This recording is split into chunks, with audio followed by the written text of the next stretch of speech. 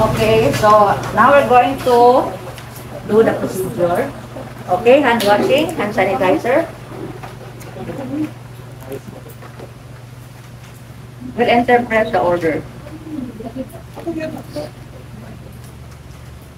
Okay. So, PNSS, kindly read the order.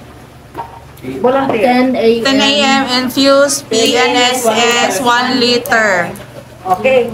So, class, ang cover ani class is a small circle na naayamurag po.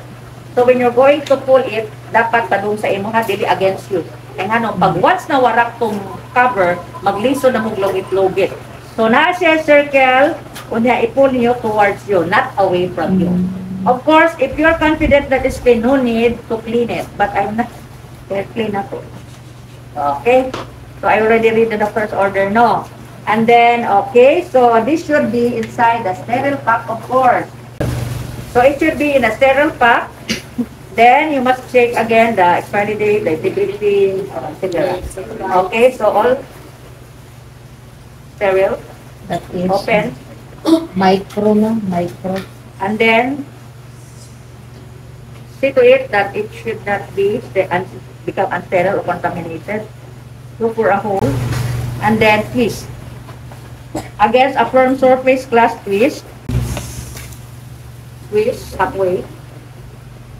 Okay. Then prime. Oh, nag-prime na, ma'am. Look. F. Open. Okay. Dapat walay air. Walay air. And then you have cover. To cover it again, this one. And then do not attach it to kanila. Pwede rin mo siya pataas. Then you put it here. Anak. Anak pa sa? Anak. Tapos para di mo hang, musang kita sa kuan, floor, you have to hang it here. And then, before you go to the patient's room, dapat na siya IV tag. IV tag. What is inside the IV tag? The date, the name of the patient, okay, the room number, then the kind of solution. What is the kind of solution? Okay, what's the regulation? Regulation. 20 drugs per minute. Drug incorporated, wala. Wala pa ba yan? Tapos, battle sequence number? Battle sequence number? 1. Then, time started? 10 a.m. Then, the one who will sign here, I sign, is the one who will sign should be the one who inserted the IV fluid. Not the one who assisted. Or not the one who set up the IV fluids, but the one who inserted. And then you're going to put it here.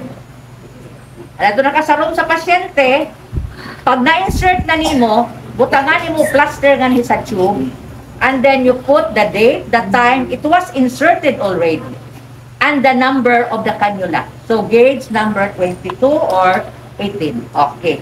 So nahook na rin siya.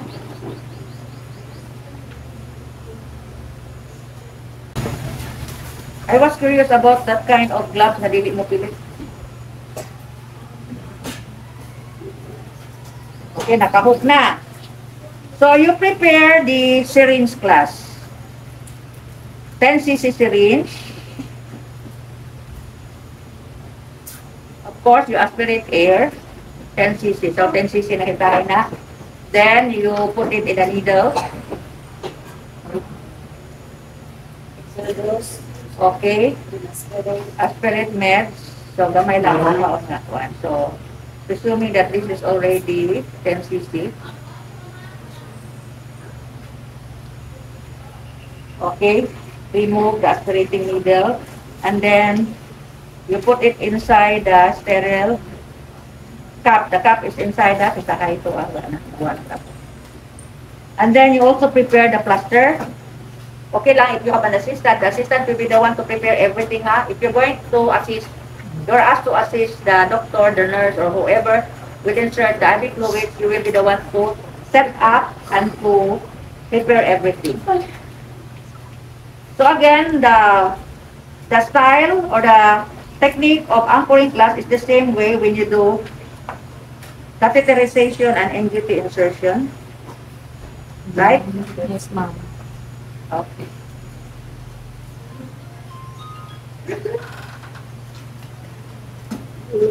There should be a base. Okay. And then after that, ready na ta? So, during insertion, prepare with an OS.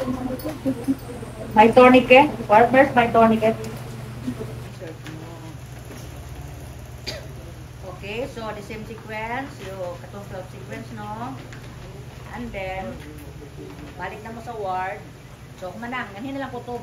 Terminate na nyo, kaya basi, tulihag dugo. Ma'am, I'm going to terminate now your IV fluids or discontinue per doctor's order. So, i-close ganyan yung regulator by hand. Close. Okay, and then cotton balls with water. Kanay, cotton balls with water. Okay, loosen the plaster to avoid pain on the patient's side. So, this is how to loosen plaster. Bira, tubig. Bira, tubig. Di kay bira, tubigan. Bira, dili. Ana. Follow up ninyo. Pero ayaw dito sa insertion site, ha? Basta musod ang tubig na ito, nawa na. Mga-contaminate at pasyente na ito, ma-infected ang inyong site of insertion. Okay, anak, bira, tubig. Tapos mapila ninyo nga, di na kaiguot. Insertion site, ang matuli. Kayan, nila sa kilid. Ang pasyente, kay pain, ay dungagi. Okay.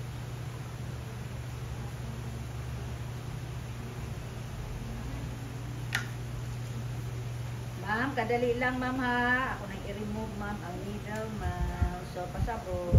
So, ano din ninyo? Kaya ba, mo resist niya ang plaster. Mo resist. Okay. Balik na. Yeah, clean gloves ha. Clean gloves ba? Clean. Close, clean gloves. And then, you're going to pull this one slowly. Mupungsit naman dugo ba na? Kay pain naman eh. Andam yung kapag tayo na. Andam. Ready? Pull, then apply pressure immediately. Ayaw din siya isapaw sa needle while you're pulling it kay basi maputol ang catheter. Tapos, after that, you're going to check the integrity of the catheter basi na naputol na bilin sa circulation. Check, kompleto ba niya? Kompleto, why naputol? Check up ang ginin yung plata. Yes. And then, naputol.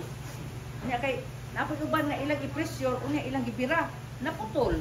Dapat lang go, walay pressure. You pull it first before you apply pressure with the cotton balls to avoid bleeding. And after this one, kung sa isang at na ni, ayaw pabitay-bitay nga tuskuan ha sa tahog, ana. Then you instruct the patient, ma'am, kindly do not use this arm which has been inserted with IV fluids within 30 minutes to 1 hour. Dili pagamit. Do not remove the plaster, ma'am, within 8 hours. 8 hours, ha? 8 hours. Dili na siya patangtang. And then, before you leave class, kasi I had experience before sa ward, gibiyaan, bleeder man ang pasyente, kaya nag-receive of blood thinner, gibiyaan, nagtulo-tulo ang dugo. So, you have to open this one and check kung wala bagid mag-bleeding ang pasyente. Kung na-confirm niyo nga okay na, that's the time you can leave the patient. Kung na-obserbahan ninyo nga nag-bleeding o kanabang kusog ang awas sa dugo, you have to change the cotton balls, then apply pressure. Diha lagi kaayaw, gig lakaw. Tapos i-check nimo ni undang na, you replace again the cotton balls and you apply plaster and you leave the patient. Mana siya ha. Tapos ayaw ing na pasyente ma'am, ayaw ing anak. Yung kamot ma'am ha, as much as possible man ana sa ma'am. Or kung nakahiga siya, butang yung pilo, naka-elevate dapat. Kaya because of the force of gravity class, the blood will flow out. Okay? Sige. So ako na ning tangtangon, pwede na mo practice. Okay.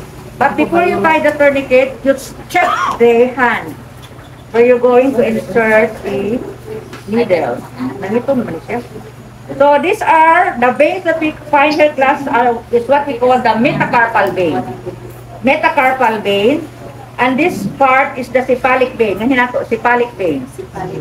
So, tama, cephalic vein. And nganhi is the basilic vein. When you turn it here, basilic vein, cephalic vein. Okay?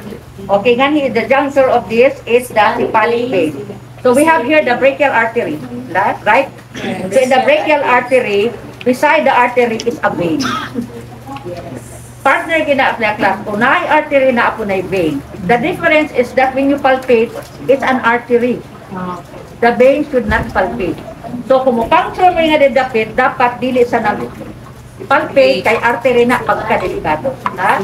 Dapat sa vein tamo insert. So mabito bitaw nga venoclysis because we're going to puncture or insert the vein, not the artery. Okay, so how do you choose a vein? So a vein which is visible. A vein which is straight. Then when you feel it, it will not sink. Kasi ito, mupalit lang siya collapse. It's not collapsible, no? Straight, firm, not collapsible, and then visible.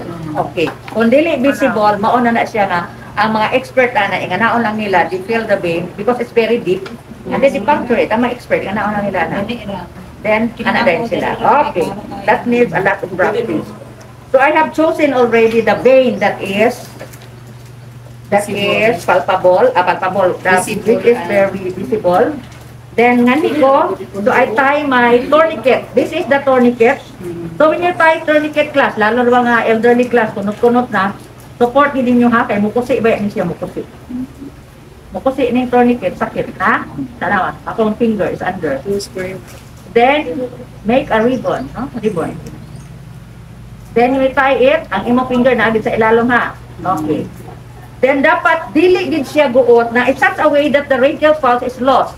Do not tie it na you cannot palpate already the radial pulse. You should still have to palpate the radial pulse. Pasabot na siya kung circulation. Kaya nga naman, it will cause conflict. Okay.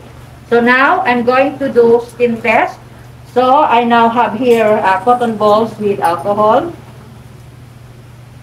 Okay, alcohol. So there should be, ideally class, there should be a cup where you're going to pour the alcohol. Dili ka mo direct kuha sa supply. Okay, then I'm going to clean it. The way that you hold the hand should be like this, then you clean. So kung asa ka mo tira, mo imong dugayon. Then you make a big circle again. Small circle, big circle. Then, okay. So, dapat dry gid siya klasan, dry. Okay. So, when somebody is interested to do venipuncture, naman ko na yung dugo, putang niya ka nagtangday, para pag insert na ako na yung backflow. You just tell me who's interested. And then, the cannula, I choose the gauge 22 needle, so the green one. Sa pagturira na green. Sa others, I don't know what the color. So again, I check the integrity, the expiry date, gauge 22. And then going to open it like this. Automatic na siya. Oh. And then open the cap. Still, just the same way when you do parenteral injection, the eye of the needle should be facing you. And then hold it. Ma'am, I'm going to insert now your IV fluid na. Please don't move. Okay. Then, your air. angle class. The angle should be, you start with a 30 degrees angle. Dapat mo ganyo, basta mo atras ang needle ha. 30 degrees angle, puncture. Pak. There's a backflow. Dugo. Nakita nyo sa Needle. backflow chamber. Ganyan. No? Tapos, i-advance ninyo ang catheter. Advance the catheter class, then parallel na siya class. You change the angle into parallel. You push the catheter. Catheter push. While you're pulling out the steel needle. Parallel na siya ha. Parallel. Okay, that's it. Na ang needle to ana ang catheter. And then class, what happens if I'm going to release this? More blood. Backflow. Okay, magdugo. I'm going to pull this. So, dapat na kay OS nga ibutang nimo under to avoid mess. To avoid mess. And then, you apply here pressure para di mo backflow. And then, you release. Then, you pull the needle. Okay, ta? Kung i-obstruct ang flow ha, then remove. Then connect this one. So kung ikaw ang assistant, ikaw ang mutunol ani. Yan Oh, yan, ikaw assistant yan. Okay. Tapos, I'm going to connect. Connect sa nako. Connect sa nako, no? I have to confirm kung ang akong catheter, when I push it, wala ma-dislodge. Pasabot, wala ma-out sa vein. So, di ba, I prepared a 10 cc syringe with sterile water. So, I'm going to remove this again. Pakihold ko nga, and then, I'm going to introduce, dapat walay air, no ha? Negative it ang air, walay air. Then, I'm going to lock it here. Then, slowly introduce the sterile water. Then, observe kung wala mabuburot, guys, ha? Obserbahan niyo kung wala ba maburot. So, you inject, wala ba maburot? Uy, naka-info ba eh? Anak dayon. Okay, wala maburot. That's it. Thank you. And then, you remove this again. Apply pressure gyapon na. Oh, pressure gihapon di ibabaw. Then, I'm going to connect the tip and the hub. And then, lock it very well, class, to avoid backflow of blood spilling out of the patient's hand. And then, remove the OS. And then, I'm going now to anchor.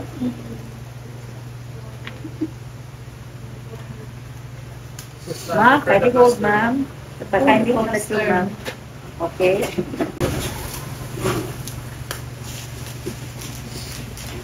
Very difficult to anchor if you are on a blood, no?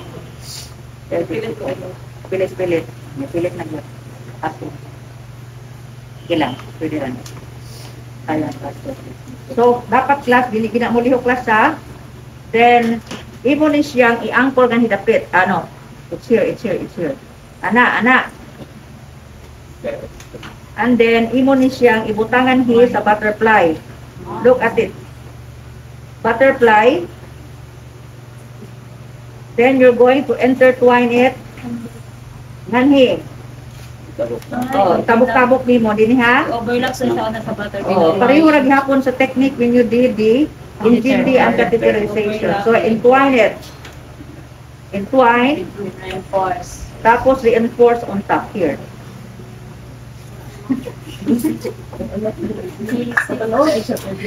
Okay, pagkanawa kay curious ang baby. Let him see. It's okay for me. Tapos imo i-reinforce ganhi bay ha, ganhi ha. Tapos ang butterfly should be flat. Dati yung i-hold it out. Oh, i-flat na siya, flat. I-flat na siya. Unya kani, ayaw ninyo pasabi nga nag bitay-bitay. Kani siya, i-ani din nyo sa fingers. Ay, ikuan. Oh, ana, dili kay ipit. Parang ring lang siya. Oh, parang ring. Tapos, additional plaster here. Okay? Hindi na ko mabutang plaster kay uso. And then, we are done with the setting up IV fluids and the insertion of IV fluids. So, nagkuan na ko nga og plaster nga naay time, days, and the gauge number of the cannula. Okay, check for any sediments or any precipitation, the expiry date, and of course the solution. So this is colored pink. Again, warning, depends upon the manufacturing. They're not the same color. Okay, if there's a cover here, there's a kind of snap, then you're going to pull it towards you, not away from you. And then there are several holes here. Unlike this one, there are 3 small holes. This one, there's a big hole and smaller holes. So you're going to spike it at the big hole. Can you see the big hole there? Yes, ma'am. Or the big circle, rather, the big circle. You're going to spike at the big circle. Okay, so then, now I'm going to remove the IV with 20 cc of solution only. Then I'm going to pick it. Remove, protect the spike, then spike the new IV bottle piece, then turn upside down at the same time you squeeze. In case class, when you squeeze it, it reach up to the drop chamber, you can turn it again, then squeeze it back. Okay, so you can now find the number of drops. then hang it. After that, you're going to change the IB battle tag, but not, of course, the Venoset tag. IB battle there. So there are changes already. So the date, the time you change the solution, the name, age, and then the number of drops, battle number 2. And then if you're the one who changed the IB battle, you will be the one to sign. Unlike a while ago, when you are the one who inserted, the other person is the one inserted the Venoset or the IB fluids, he will be the one to sign. But if other people will be the one to change the IB battle that has been consumed, he will be the one to sign. Okay? Yes, ma'am. So that is the, okay, 20 drops per minute. Now the fourth procedure is incorporation of meds in the IV bottles. Doctor's order.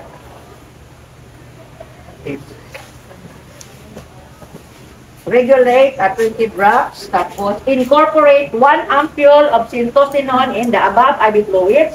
Again, syntocinon is an oxytocin, which is the purpose of it is to retract the uterus in case of OB procedure like cesarean section, normal vaginal delivery, or dilatation and puritas or opera raspa. Okay, so this is a vial. I have here the ampule. This is how the ampule looks like. So if you can find a round painted color around the neck of this ampule, it means that you can break it directly. If there is a dot also on top of this, it means also that you can break it directly. But for me, to be sure, I make use of a file before I break it. No, we file it, then before I break it, using also a support cotton so that if there's something happen, it will break, I will not be hurt. So there are new preparation there now in the market that the syringe has a filter to be sure that the small particles will not go or join the syringe if you're going to aspirate it. So I'll just utilize this one. We don't have to break. We presume that this is an ampule, no? So I have here a syringe, aspirate here. Pero ang ampule, we don't have to aspirate. Okay, open circuit. Open man siya. It's an open circuit. And then always face the, always face the label of the vial. Okay, introduce, aspirate.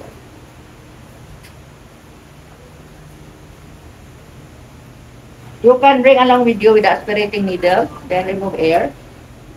Okay, then clean. Clean the rubber stopper of the IV bottles. Yeah. You clean it well. And then, wait. Taas mo tayo na. Kasi it's depende na. Taas mo siguro na ito.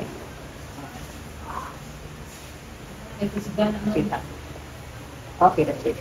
Thank you. And then look for the, oh my God, my eyes very good.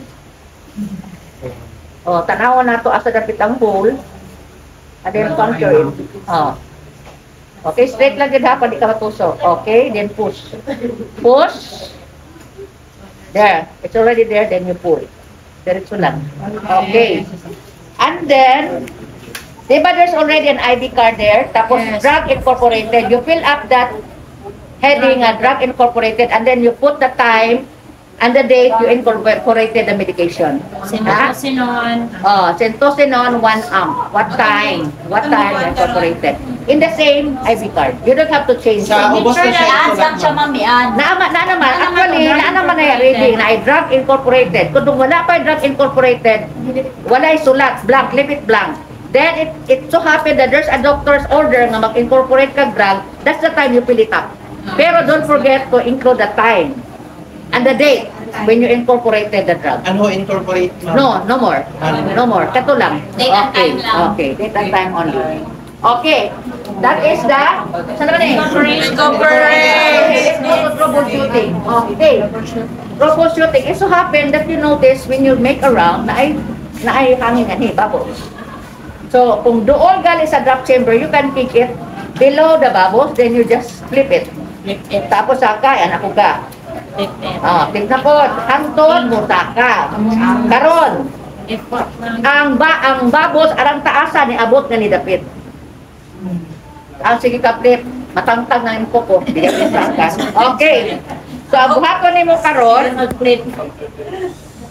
okay. Mukuha ka nganhi og IV fluids. Labi na kung na ay incorporation. You better get it here. Do not flush out the medication. So, you introduce air first. Straight. Okay, introduce air. Aspirate IV fluids. Importante class nga di gini mo i-waste ang IV fluids lalo na na ay drug incorporation. Nabi ni symptom.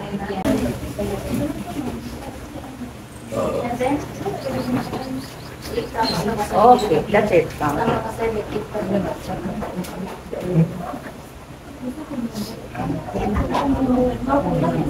All this one is injection, ma'am.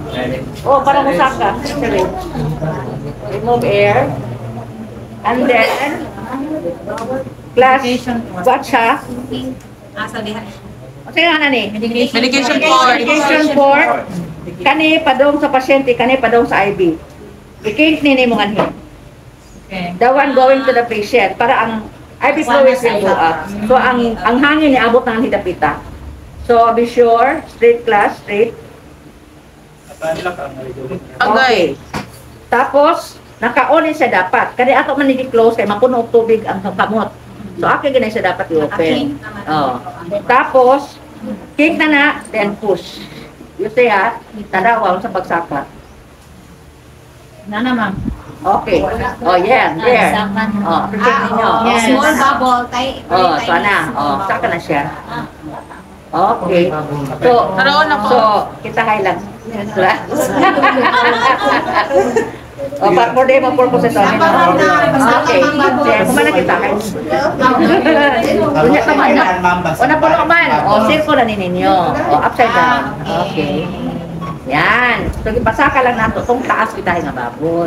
Okay. Mo na pag-troubleshooting mo. Troubleshooting. So, kato, pitik-pitik, saka, wala na din eh. Pero kung diha, kuha ka nga ito, hindi mo diha para di mo doon sa ugat sa pasyente. Pag tusok mo, pasaka, dili mo ato sa pasyente ha. So, it's very important that you have to keep this one. Okay. We are done. Karon, Sige ba? Manaoy. naidugo. Naidugo manhi. Ang katong Last warning. Last warning. Kung naay dugo, nibalik. Do not attempt to flush it basil clotted na siya. So pag dislodge anang clot mo ato sa circulatory system, it will cause thrombosis. No, sa circulatory system mag-alina siya sa mga pagsuod sa mga vital organs ni alin ni stop ang flow sa dugo kaya na ay nakabara. Kay katong clot nga imong gi-dislodge, imong gi-flush out, ni ato naman sa circulatory system, do not do it. Do not attempt. That's dangerous. Okay guys? Yes, ma'am. Okay. You better call for SOS. Let them do it, but not you. Ha? Warning. Do not do it. Don't attempt. Oh, delikado. Okay, troubleshooting, piggyback. Now we're going to do piggyback. Okay, 0.3 sodium chloride, 1 liter. So this is another preparation, no? This is a bag. This is a plastic bottle. pero mara na sila, ma'am. D5.3 urine, D5.3 dextrose, and 0. Okay. Okay, Yeah, 0.3 sodium naman siya. chloride. So lahi lang ang preparation, pero the same solution as ordered. Yes, ma'am. Okay? Check na for expiry date. Okay, any sediments or precipitate, expiry date, or if this is really the solution, tutukan yun, yun. Okay, so 20 cc na lang siya. Remove, king, spike out. Then look for the tulo. Tulo kagagmay. You just choose anywhere there. Dahil ni siya, naidako dito kika mo spike. Pero this one, you just choose. Asa ka gusto din? Squeeze. Dapat straight class sa basi ma-function ni mo ang side. Okay? Turn it upside down. Squeeze. Daghan ra, balik. Okay, then how? Okay, so napalo up na ka. So, how many drafts there? 20 drafts per 20 minute. drafts So, per sa last minute, 12 ma'am. hours. So, ang doktor ni order karon 11 a.m. Anak, that's it. I-piggyback daw na ako ang D5LR 1 liter plus 1 amp Benotrexy. So, this is a new D5LR 1 liter. I have already checked the integrity, the expiry date. Okay, if this is D5LR, good. So, mag-incorporate ko Benotrexy. The preparation and Benotrexy class, is also in an ampule. So it's an open circuit. So kung kita hay, binotrixie na siya aspirated and an open ampule, binotrixie niya, binotrixie. So wala pa man ako nahang. So I can incorporate it using this one. Okay, then introduce the binotrixie. Okay? Then, before I hang it, there's already here an IB card. So, date, name of patient, room number, the name of the solution, bottle number 3. Right? 3, 4. 3, 4. 4. On your phone, the drug incorporated. The drug incorporated. Oh, wala na siya date, wala time. Kaya sabay man ako pag-hook. Diba? Then I'm going to put the time that I hook this one, and then I will be the one to sign it. Okay? So, double setup. First bottle, second bottle. I need another binoset. So, set the integrity, expiry date. So, what is this? A macro date? Micro date? This is a macro date. Hello, G. Welcome. Sit down. Okay. So, spike. Okay. Ruler close. Tip. Macro date. Okay. Spike it. So, big circle. Spike and twist. Squeeze. Hang. Ay, bay. Abangin ko, bay. Assistant update. Yan, salamat. And then prime. Okay, because this is the second line. Prime. Prime. Prime is okay, prime the benefit. Hmm. Okay, so ready prime. Wala hangin ha? Wala Already hangin. prime. Okay, and then I need a needle. Sini mo ha? So, injection needle by. And then you find here the Medication for. Medication for.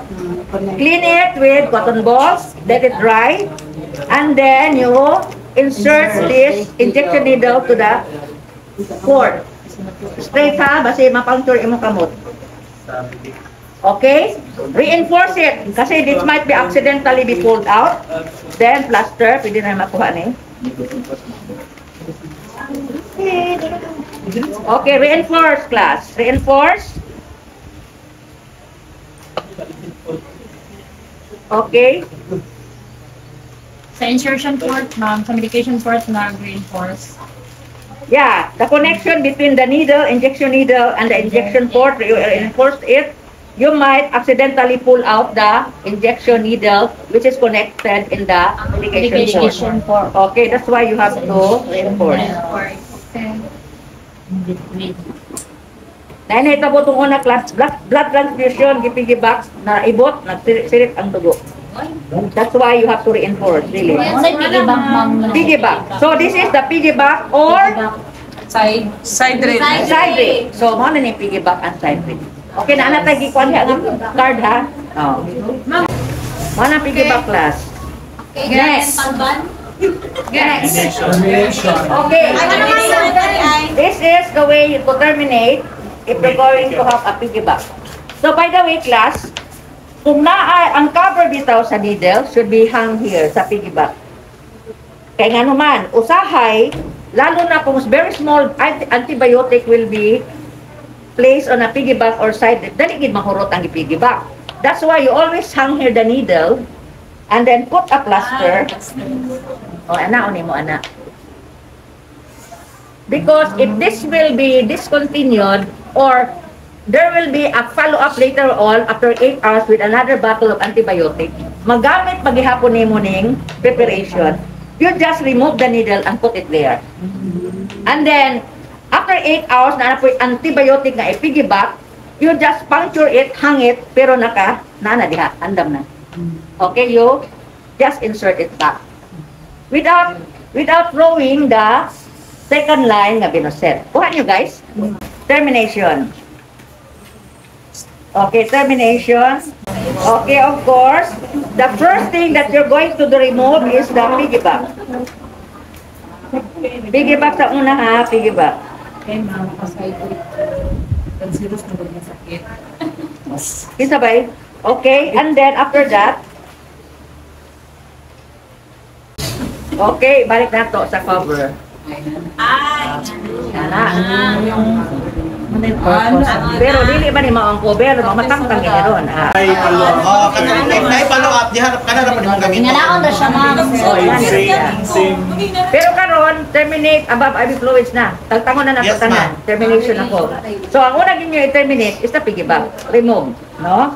And then that's the time you discontinue. Mura pa rin yun. Now, removal na. O, removal na. Make sure you lock the regulator. Okay, prepare. Prepare.